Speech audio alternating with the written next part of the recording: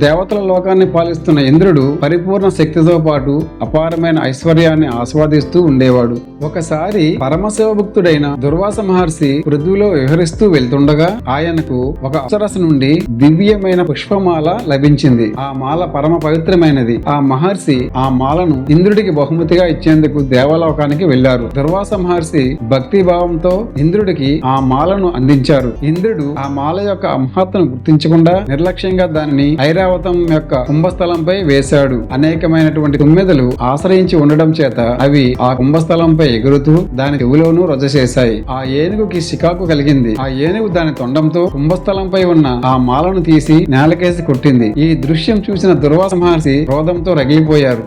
దుర్వాసుడు ఇంద్రుడి అవహేళనను చూసి చాలా కోపంతో శపిస్తాడు. ఇంద్ర, నీవు తీరిన అహంకారంతో పరవశుడయ్యావు. దివ్యమైన ఈ మాలను అవమానించావు. దీని ఫలితంగా నీ వైభవం మరియు నీ ఐశ్వర్యం అన్నీ నశించిపోతాయి.